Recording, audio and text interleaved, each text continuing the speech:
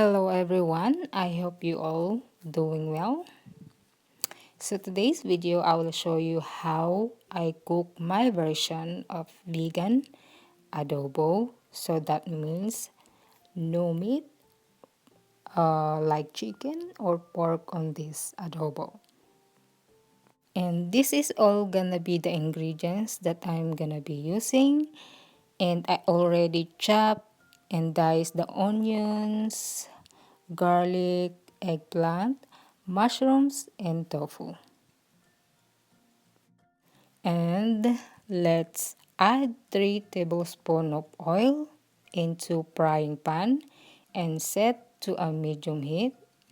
Fry the tofu and eggplant for 2 minutes on its side.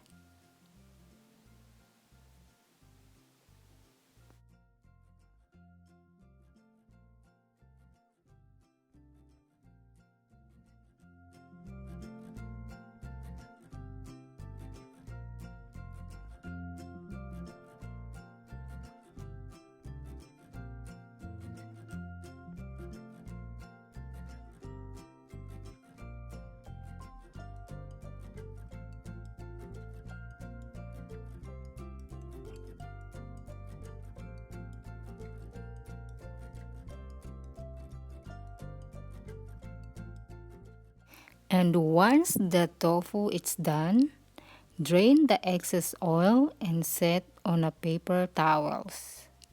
And do the same process on your eggplant.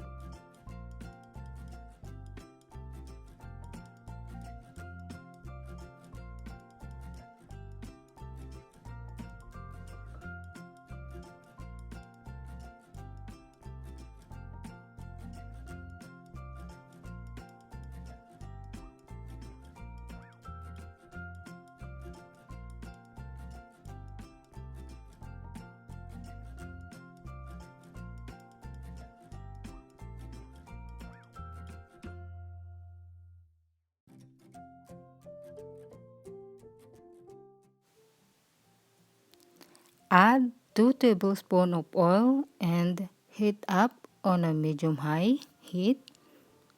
Add your sliced onions and the garlic and bay leaves. Saute until the garlic is golden brown. Add the chili flakes and saute for 1 minute.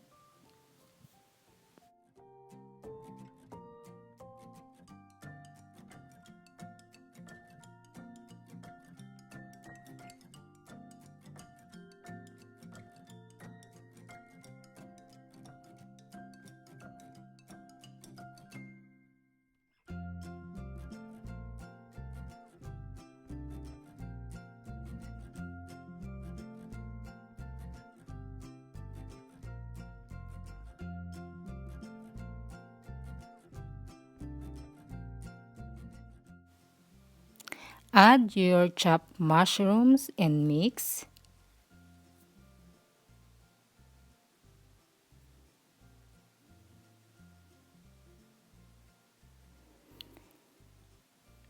Once your mushroom have cooked, add the tofu and saute for 2 minutes.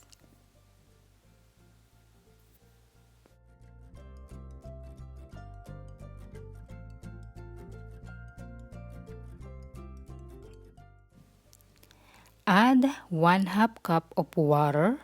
Lower the heat to medium and cover with the lid and let simmer for 2 minutes.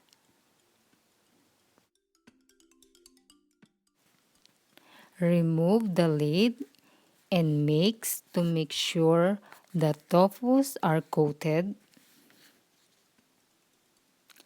Add the soy sauce and cover with the lid again and simmer for at least 2 minutes.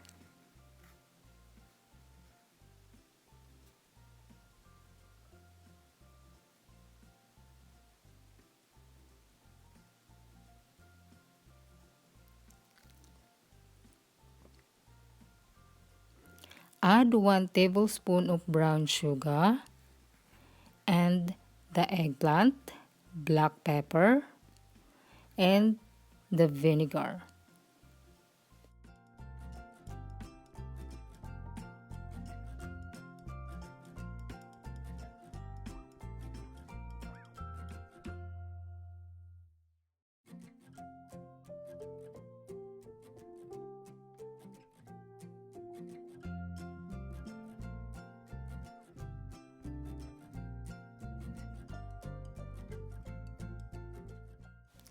After you add the vinegar, don't mix, just let simmer for 3 minutes.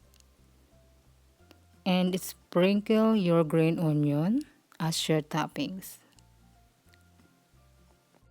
And voila, there's my vegan adobo, and I hope you enjoyed this video, and if you did, please give it a thumbs up, and thank you all so much for watching, and I will see you in my next video.